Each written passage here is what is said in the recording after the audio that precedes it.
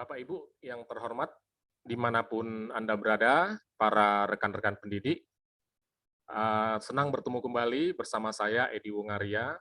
Hari ini saya akan share tentang kebijakan kurikulum di tahun depan 2022 yang dinamakan kebijakan kurikulum prototipe. Baik, Bapak Ibu, jadi ada beberapa latar belakang kebijakan ini sehingga akan dilaksanakan oleh lembaga pendidikan di sekolah di seluruh Indonesia, dan latar belakangnya tentu berkaitan dengan pandemi yang ada di negara kita ini dan di seluruh dunia. Jadi pandemi ini menimbulkan learning loss terutama di bidang literasi dan numerasi yang sangat signifikan. Bapak Ibu, kita lihat di sini sebelum tahun 2019 dan tahun 2020, nah learning loss ini kita lihat di sini berkurang minus sebanyak 44 dan literasi minus 52 sehingga menurun menjadi literasi di posisi 77 dan numerasi di posisi 34. Bapak Ibu, untuk menghadapi learning loss ini, maka sebagai bagian dari mitigasi learning loss, sekolah diberikan 3 opsi untuk menggunakan kurikulum yang disederhanakan agar dapat berfokus pada penguatan karakter dan kompetensi yang mendasar. Jadi Bapak Ibu, sekolah kita dapat menggunakan 3 opsi. Yang pertama menggunakan kurikulum 2013 secara penuh, atau menggunakan kurikulum darurat yang disederhanakan oleh Kemdikbudristek, dan yang ketiga melakukan penyederhanaan kurikulum secara mandiri.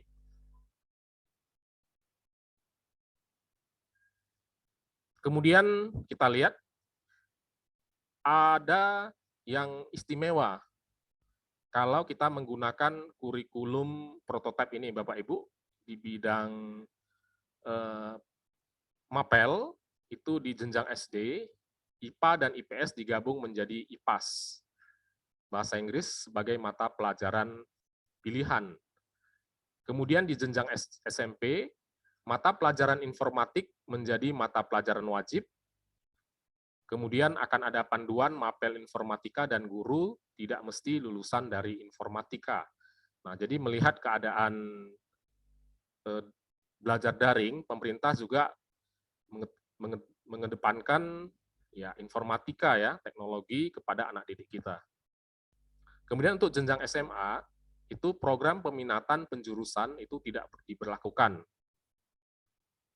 Di SMA juga syarat kelulusan itu harus menulis esai ilmiah sebagai syarat kelulusan.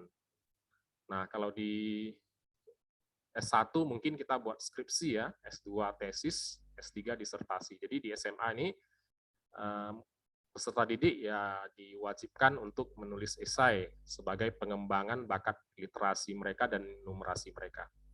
Kemudian di jenjang SMK itu struktur disederhanakan.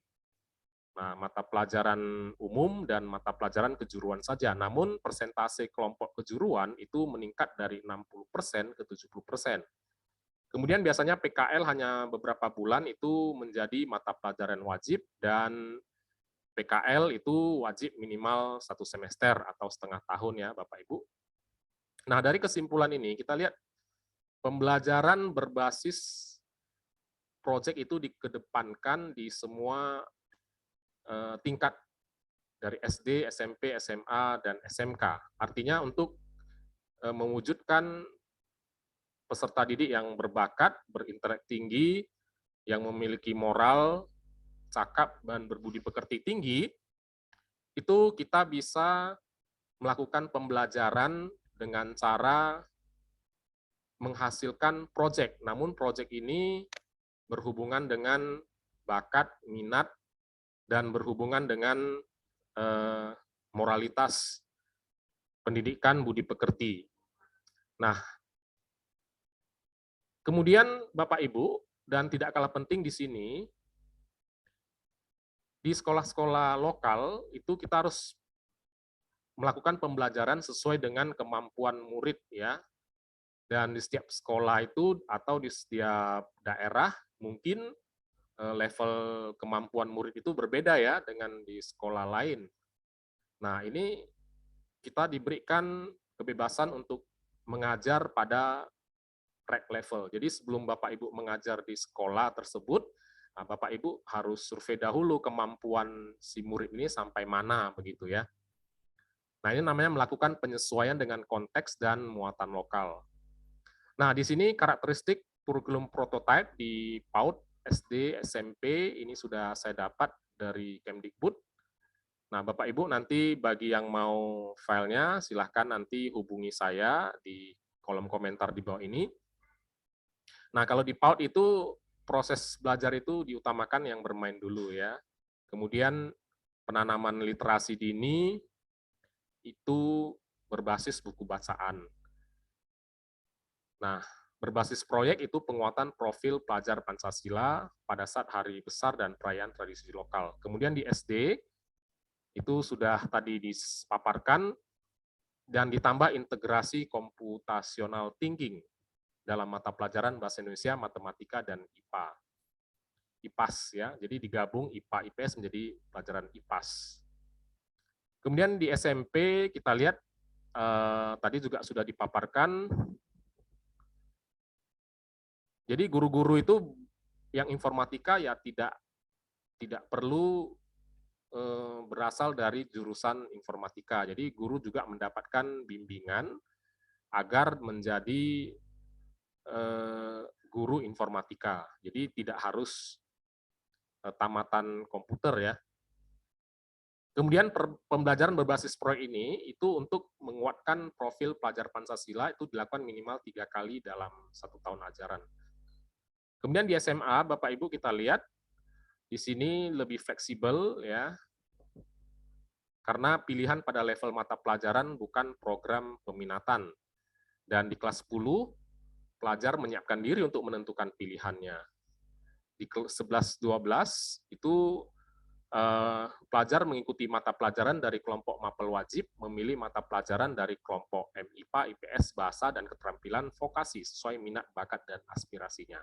Kemudian pembelajaran basis proyek untuk penguatan profil Pancasila itu dilakukan minimal 3 kali dalam 1 tahun ajaran, dan pelajar menulis esai ilmiah. Nah, ini dia Bapak Ibu yang tadi saya rangkum di kesimpulan tadi. Kemudian di SMK ini juga sudah tadi saya paparkan, ya ada dunia kerja, dapat terlibat dalam pengembangan pembelajaran. Jadi perusahaan juga dapat terlibat dalam kegiatan pembelajaran. Dan yang terakhir nih SLB juga pencapaian pembelajaran dibuat hanya untuk yang memiliki hambatan intelektual saja.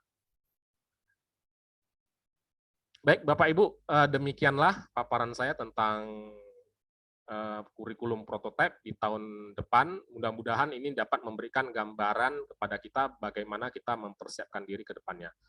Sampai jumpa.